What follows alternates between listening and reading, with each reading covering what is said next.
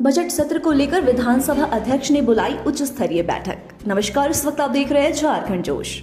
Budget सत्र के मद्देनजर विधानसभा स्पीकर ने की उच्च स्तरीय बैठक, दिए कई दिशा निर्देश। आपको बताते चले, आगामी 27 फरवरी से शुरू होने वाले बजट सत्र को लेकर विधानसभा अध्यक्ष रविंद्रनाथ महतो ने शुक्रवार को उच्च स्तरीय बैठक बुलाई, जहां बजट सत्र के सुचारू संचालन को लेकर विशेष रूप से चर्चा भी की गई, जहां विभिन्न दलों के प्रतिनिधियों और नेताओं ने बैठक में हिस्सा भी लिया।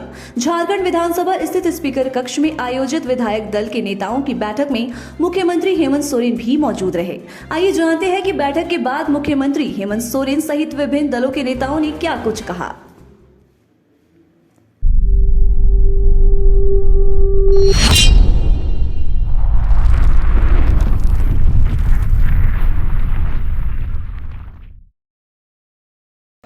काहे आपका मन में ये सवाल आता है कि बजट सत्र सुचारू रूप से नहीं चलेगा?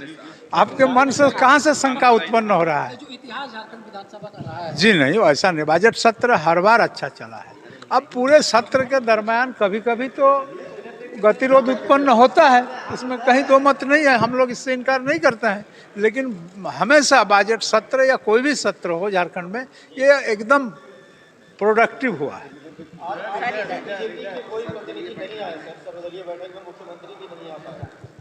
नहीं, आपको पता होगा कि मुख्यमंत्री जी थोड़ा व्यस्त हैं। आदरणीय गुरुजी अस्वस्थ चल रहे हैं और उनको लेकर के चेन्नई जाना पड़ा है, और इसी विषय के लिए वो आएंगे, थोड़ा लेट से आएंगे।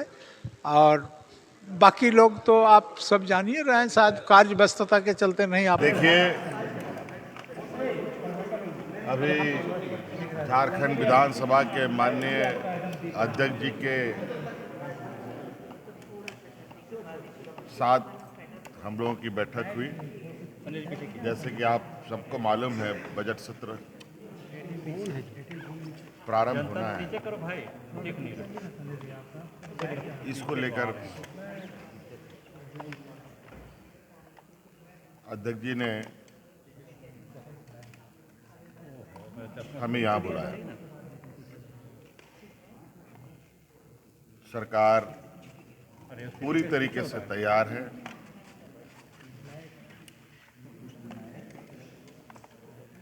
सत्र को बेहतर ढंग से चले, अभी खोलने का टाइम है जी। राज्य की समस्याओं का समाधान हो। लेकिन आज इस बैठक में मुझे जहाँ तक लगता है कि विपक्षों को भी बुलाया गया था, लेकिन विपक्ष क्यों नहीं आए, ये उनका विषय है।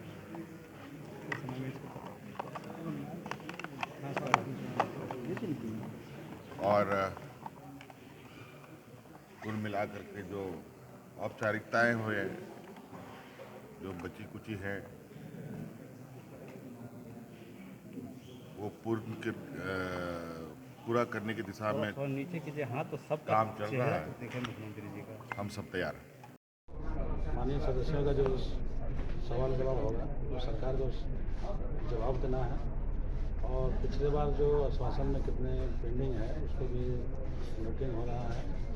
और सरकार तैयार है जवाब देने के लिए, क्योंकि समय का कम समय में समय का उपयोग करना है।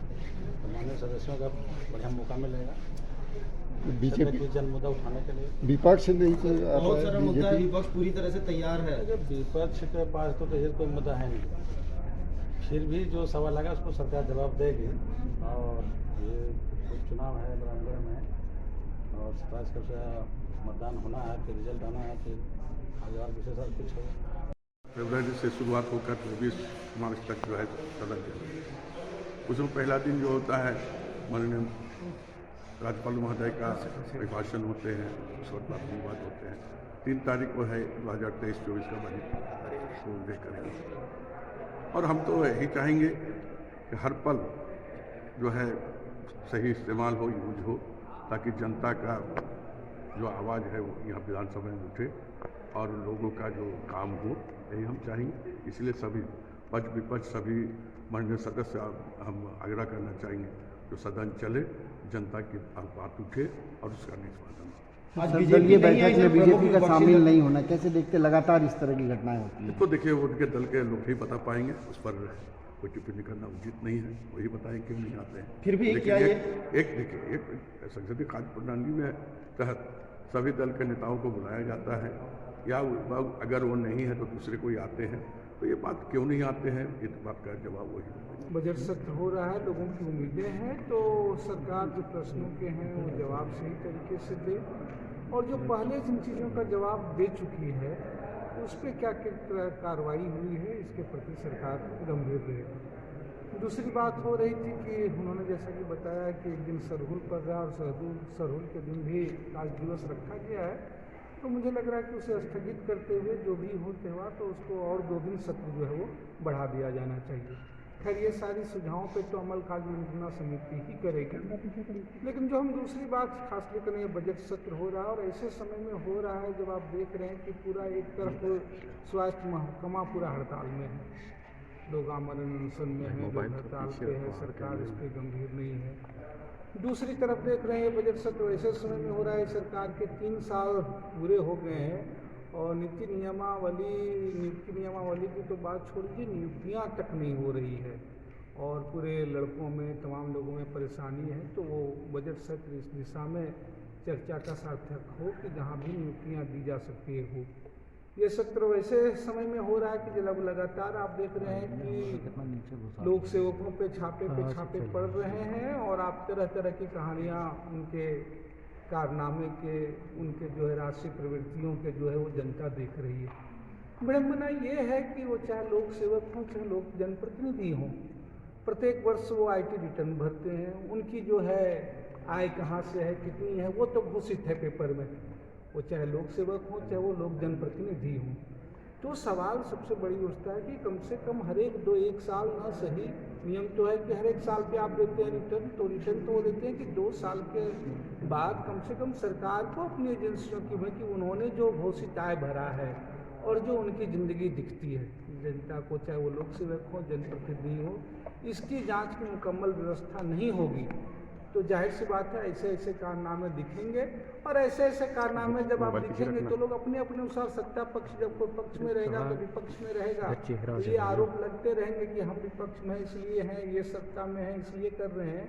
इसलिए बजाय चाहे वो पक्ष हो चाहे वो विपक्ष हो, वो चाहे लोक सेवक हों चाहे जनप्रतिनिधि हों, उनकी जो घोषित आय है और उनकी जो जीवन में दिख रही आय है, इसमें जो अंतर है उसकी जाँच जो है प्रायः रेगुलर होती ही रहनी चाहिए।